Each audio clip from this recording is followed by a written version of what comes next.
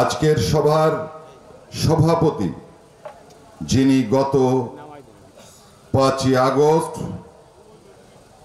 বঙ্গবন্ধু কন্যাকে বল প্রয়োগে দেশ তাকে বাধ্য করার প্রতিবাদে যার নেতৃত্বে আমরা শপথ গ্রহণ করেছি, প্রিয় নেত্রীকে না ফেরানো পর্যন্ত আমরা কেউ ঘরে ফিরে যাব না, আমরা কেউ শান্তিতে ঘুমাবো না। আমার সেই পরম শ্রদ্ধেয় নেতা জননেতা জনাব মাহবুব আলী খান, জেলা আওয়ামী লীগের পরম শ্রদ্ধেয় নেতৃবৃন্দ, গোপালগঞ্জ সদর থানা আওয়ামী লীগ, গোপালগঞ্জ পৌর আওয়ামী লীগ, গোপালগঞ্জ মহিলা আওয়ামী লীগ, যুব মহিলা লীগ, ছাত্রলীগ, যুবলীগ, কৃষক লীগ, স্বেচ্ছাসেবক লীগ, তাঁতি লীগ সহ বিভিন্ন ইউনিয়ন থেকে আগত আমার প্রিয় ভাই বোনেরা, আজকের এই শোক সভায় যোগদান করার জন্য, এই শোক সভাকে সফল করার জন্য আপনাদের প্রতি কৃতজ্ঞতা জানাই। আপনারা জানেন, ব্যক্তিরা একটু সাইড হয়ে করো, কারণ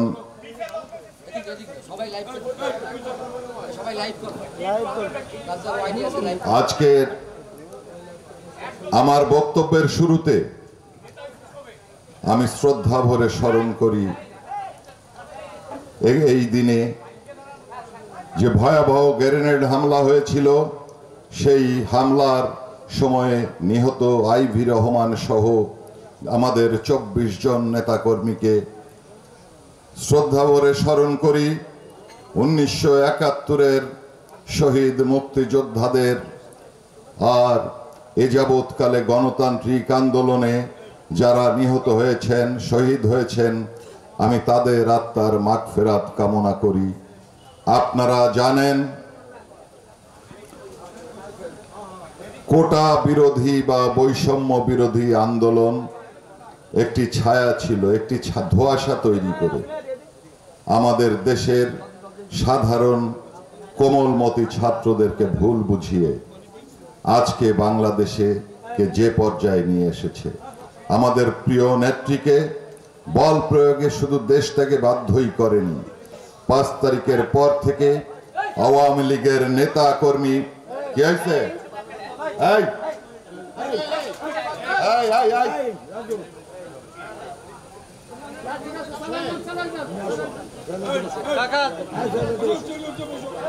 এই সময় ত্যাগের মহিমায় সবাইকে ভাষায় দিতে হবে, সবাইকে স্যাক্রিফাইস করতে হবে।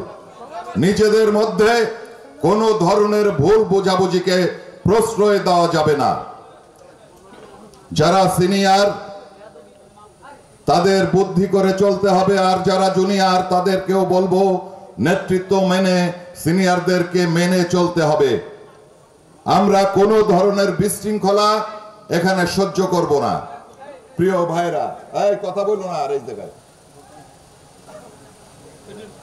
প্রিয় ভাইরা, আপনারা জানেন আমাদের 5 তারিখের পর থেকে বাংলাদেশ আওয়ামী লীগের নেতাকর্মীদের একের পরে এক বিভিন্নভাবে হয়রানি করা হচ্ছে, বাড়িঘর দরজায় আগুন দেওয়া হয়েছে, এখনো একটা ভীতিকর পরিবেশ সৃষ্টি করে রাখা হয়েছে।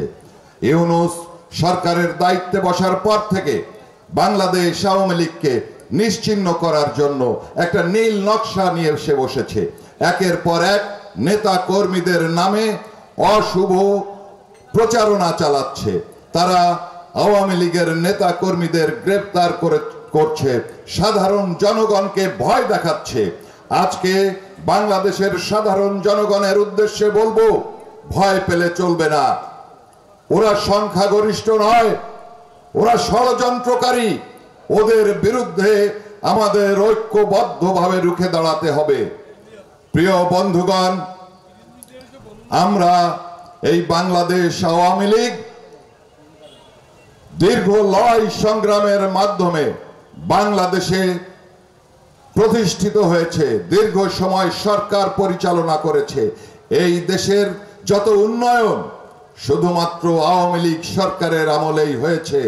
আর যারা দায়িত্ব গ্রহণ করেছে বিভিন্ন সময় তাদের গুরুত্বপূর্ণ কোনো অর্জন নেই। আপনারা জানেন সারা বিশ্ব দরবারে বাঙালি জাতিকে শেখ হাসিনা একটা অনন্য মর্যাদার আসনে অধিষ্ঠিত করেছে। বাংলাদেশের মানুষ উন্নয়নশীল রাষ্ট্রই শুধু না, তারা যে মুহূর্তে উন্নত রাষ্ট্র হিসাবে প্রতিষ্ঠা পাবে সেই মুহূর্তেই এই মার্কিন সাম্রাজ্যবাদের মদদে আজকে আমাদের নেত্রীকে পদচ্যুত করে বাংলাদেশকে আফগানিস্তান বানানোর, পাকিস্তান বানানোর অপচেষ্টা করছে। আমরা মুজিব আদর্শের নেতা কর্মীরা কোনো অবস্থাতেই এটা মেনে নিতে পারি না, মেনে নেব না। সারা বাংলাদেশের নেতা কর্মীরা ঐক্যবদ্ধ হয়ে এই ইউনূসের পতন ঘটাবো। বন্ধুগণ, আপনাদের মনে রাখতে হবে যে ৭৫-এর 15ই আগস্ট বঙ্গবন্ধুকে হত্যা করে ওরা ভেবেছিল ওদের ক্ষমতা পাকাপোক্ত হয়েছে, ওরা বাংলাদেশে পাকিস্তানি রাজ কায়েম করবে। দীর্ঘ স্বৈর শাসনের মাধ্যমে বাংলাদেশের মানুষকে দমন পীড়ন করেছে। তাদের পতন হওয়ার পরে দেশরত্ন শেখ হাসিনা যখনই দেশের শাসনভার গ্রহণ করেছে, হ্যাঁ, দেশরত্ন শেখ হাসিনা তো আসলেই অপরাধ করেছেন। 14 লক্ষ গৃহহীন পরিবারকে আশ্রয় দিয়ে, জায়গা দিয়ে, ঘর করে দিয়ে তিনি তো অপরাধ করেছেন।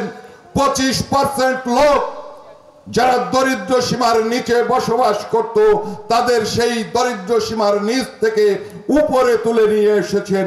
প্রিয় বন্ধুগণ, তিনি তো সত্যি অপরাধ করেছেন। বিশ্বমানের স্থাপনাগুলো এই বাংলাদেশে তিনি তৈরি করে দেখিয়ে দিয়েছেন। বাঙালি জাতির সক্ষমতাকে তিনি প্রমাণ করেছেন। এই সমস্ত অপরাধেই শুধু না তাকে অপরাধী করা যায়। প্রিয় বন্ধুগণ, আজকে আপনাদেরকে বলবো যে গুজবে কান দেবেন না। আমি আজম, গোপালগঞ্জ জেলা আওয়ামী লীগের সাধারণ সম্পাদক। একজন আজমকে গ্রেফতার করে এই আন্দোলন বন্ধ করা যাবে না। আপনারা দ্বিগুণ শক্তি নিয়ে আপনারা এগিয়ে চলবেন। মনে রাখবেন, আপনারা ন্যায়ের পক্ষে লড়ছেন, আর সত্য ন্যায়ের সাথে যারা থাকবে তাদের বিজয় হবেই হবে। ষড়যন্ত্রকারীরা কখনো স্থায়ীভাবে কোনোভাবেই একটা দেশের শাসন ক্ষমতা দীর্ঘ সময় ধরে রাখতে পারে নাই। এই সরকারের উপদেষ্টাদের দিকে আপনারা তাকিয়ে দেখেছেন, তাদের ব্যক্তিগত চরিত্র সম্পর্কে আপনারা জানেন। এই ইউনূস গ্রামীণ ব্যাংক প্রতিষ্ঠার মাধ্যমে বাংলাদেশের সম্পদ লুটপাট করেছেন। আসিফ নজরুল বঙ্গবন্ধুর আত্মজীবনী পড়ে তিনি জীবনে কোনোদিন এত সুন্দর বই পান নাই, এ কথাও বলছে। তিনি ধীরে ধীরে তার ছাত্রী থেকে শুরু করে সহকর্মীরা এমন কেউ নাই যারা তার সহচর্যে এসেছে যাদেরকে তিনি ধর্ষণ করেন নাই। আজকে এই আসিফের মতো, ইউনূসের মতো এবং যারা ওই ছাত্র সমাজের নেতৃত্ব দানকারী নেতা হিসেবে নিজেদেরকে দাবি করে উপদেষ্টা হিসাবে নাম লিখিয়েছেন, এদেশের মানুষের উপরে তর্জনী উঁচু করে কথা বলছেন, তাদের উদ্দেশ্যে বলতে চাই, মুজিব আদর্শের নেতা কর্মীরা একটি আদর্শের সংগঠনের নেতা, আদর্শের সংগঠনের কর্মী। সত্য নিয়ে তারা লড়বে, তাদেরকে দমন করা আপনাদের পক্ষে সম্ভব হবে না। বন্ধুগণ, এখনই ভয়ে ভীত হয়ে গেছেন। বাচ্চা ছেলেদের ওই সচিবালয়ের ভেতরে ঢুকায় এইচএসসি পাশের ঘোষণা দিয়ে জনপ্রিয়তা প্রমাণ করা যায় না। আজকে আপনারা যে কায়দায় বাংলাদেশকে লুটপাট করার অপচেষ্টা চালাচ্ছেন, সেই অপচেষ্টা আমরা সফল হতে দেব না। আমরা সেন্ট মার্টিন দ্বীপ ইজারা দেব না। তত্ত্বাবধায়ক সরকারের দায়িত্ব একটি নির্বাচন পরিচালনা করা। নির্বাচন কমিশন প্রয়োজনে সংস্কার করা তত্ত্বাবধায়ক সরকারের কাজ নয় সমাজ সংস্কার করা। কারণ এদেশের সমাজ সংস্কার করবে বাংলাদেশের রাজনীতিবিদগণ, ওই চাকরিজীবী, ওই ইউনূস আর কি নাম জানো,